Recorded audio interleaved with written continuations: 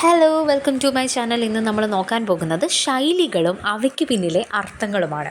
പരീക്ഷയൊക്കെ കഴിയുമ്പോൾ വീട്ടിൽ അമ്മമാർ പറയുന്ന അല്ലെങ്കിൽ പ്രായമുള്ളവർ പറയുന്നതാണ്, വലിയ ആന മുട്ടയും വാങ്ങിച്ചുകൊണ്ട് വരരുതെന്ന്. നിങ്ങൾ ഈ ഒരു ശൈലി കേട്ട് കാണും. ആന മുട്ട എന്ന് വെച്ചാൽ എന്താണ്? ആന മുട്ട ഇടുമോ? ഇല്ലല്ലോ. പിന്നെന്തിനായിരിക്കും അത് പറയുന്നത്? ഇല്ലാത്ത വസ്തു എന്നാണ് അതിനർത്ഥം. നമ്മൾ നിത്യജീവിതത്തിൽ ഉപയോഗിക്കുന്ന മറ്റൊരു ശൈലിയാണ് ശവത്തിൽ കുത്തരുതേ, ഇല്ലേ? എന്തായിരിക്കും അതിനർത്ഥം? അവശനെ ഉപദ്രവിക്കരുത് എന്നാണ്. ചില സന്ദർഭങ്ങളിൽ പറയുന്നത് കേൾക്കാം, ഇവൻ വലിയ കോടാലിയായല്ലോ. എന്താണ് ഈ ഒരു കോടാലി എന്നുകൊണ്ട് ഉദ്ദേശിക്കുന്നത്? ഉത്തരം, ഉപദ്രവകാരി എന്നാണ് ഇവിടെ ഉദ്ദേശിക്കുന്നത്. ഇനി നിങ്ങൾ കേട്ടിട്ടുള്ളൊരു വാക്കാണ് എന്ത്? അഴകിയ രാവണൻ. എന്തായിരിക്കും ഇതിനർത്ഥം? ഒത്തിരി ചിന്തിക്കേണ്ട. അതിനർത്ഥം വളരെ സിമ്പിളാണ്. എന്ത്? പൊങ്ങച്ചക്കാരൻ. അഴകിയ രാവണൻ എന്ന് പറഞ്ഞാൽ പൊങ്ങച്ചക്കാരൻ എന്നാണ് അർത്ഥം. പണ്ടുള്ളവരുടെ വായിൽ നിന്ന് ഒരുപാട് പ്രാവശ്യം നമ്മൾ കേട്ടിട്ടുള്ള ഒരു ശൈലിയാണ് അടുത്തത്. ചൊട്ടയിലെ ശീലം ചുടല വരെ. എന്തായിരിക്കും അതിനർത്ഥം? ബാല്യകാല ശീലം മരണം വരെ നിലനിൽക്കുക എന്നതാണ്. പിന്നെ മറ്റൊരു ശൈലി നോക്കാം, ഇരുട്ടടി. അവന് നമുക്ക് ഒരു ഇരുട്ടടി കൊടുക്കാം എന്ന് പറയുന്നത് ഇരുട്ടത്ത് പോയിട്ട് അടി കൊടുക്കുന്നത് കൊണ്ടാണോ? അല്ലേ അല്ല. അതിനർത്ഥം അപ്രതീക്ഷിതമായ ഉപദ്രവം എന്നാണ്. പിന്നെയുമുണ്ട് മറ്റൊരു ശൈലി, അഗ്നിപരീക്ഷ എന്ന് വെച്ചാൽ എന്താണ്? അതീവ ക്ലേശകരമായ പരീക്ഷണം എന്നാണ് അതിന് അർത്ഥം.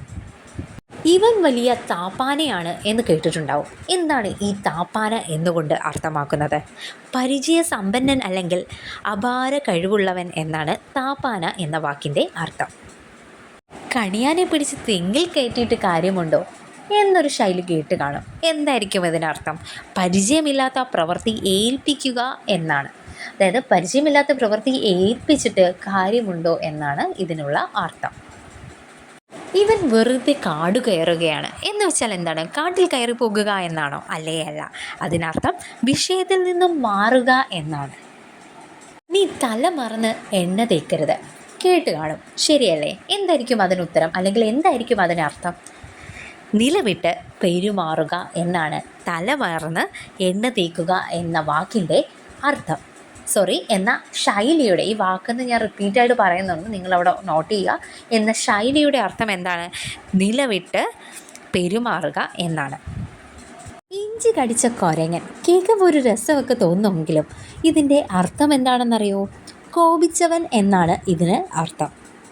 അടുത്തത് സിനിമയിലൂടെ സുപരിചിതമായ ഒരു ശൈലിയാണ് ഉച്ചിവച്ച കൈകൊണ്ട് ഉദരക്രിയ ചെയ്യുക എന്ന് വെച്ചാൽ എന്താണ്? ഉണ്ടാക്കിയവൻ തന്നെ നശിപ്പിക്കുക എന്നതാണ്. മറ്റൊന്ന് നിങ്ങൾ കേട്ട് കാണും, ഉർവശി ശാപം ഉപകാരം എന്ന് വെച്ചാൽ എന്താണ്? വന്നു ചേർന്ന വിപത്ത് അനുകൂല ഫലം ചെയ്യുക എന്നതാണ്. ഇനി പറയാൻ പോകുന്നതും ഒരുപാട് തവണ നിങ്ങൾ കേട്ടിട്ടുണ്ടാവും, കണ്ണിൽ മണ്ണിടുക. അതിനർത്ഥം എന്താണ്? ഒരു കാര്യത്തിൽ പ്രത്യേക ദൃഷ്ടിയോടുകൂടി ഇരിക്കുന്ന ആളെ കബളിപ്പിക്കുക എന്നാണ് അതിനർത്ഥം. കാർക്കോടക നയം എന്ന് കേട്ട് കാണും. അതിനർത്ഥം എന്താണ്? രക്ഷിച്ചവനെ ദ്രോഹിക്കുന്ന നയം എന്നാണ്. എന്തെങ്കിലും പറയുമ്പോൾ നമ്മൾ പറയുന്നുണ്ട്, നീ കൂടുതൽ കാള കളിക്കല്ലേ. എന്തായിരിക്കും അതിനർത്ഥം? ജോലിയൊന്നും ചെയ്യാതെ വെറുതെ നടക്കുന്നതിനാണ് നമ്മൾ കാള കളിക്കുക എന്ന ശൈലി ഉപയോഗിക്കുന്നത്.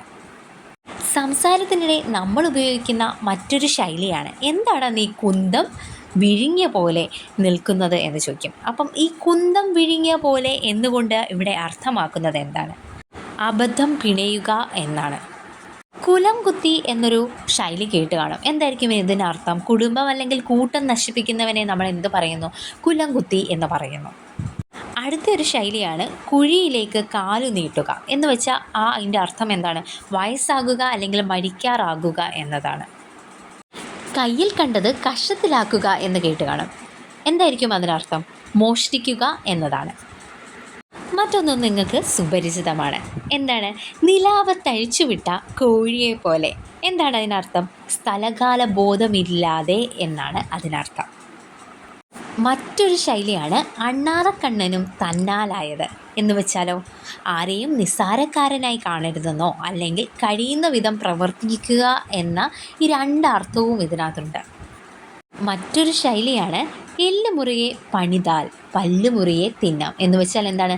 അധ്വാനിക്കാൻ മനസ്സുണ്ടെങ്കിൽ സമ്പത്ത് ധാരാളം ഉണ്ടാക്കാമെന്നാണ്.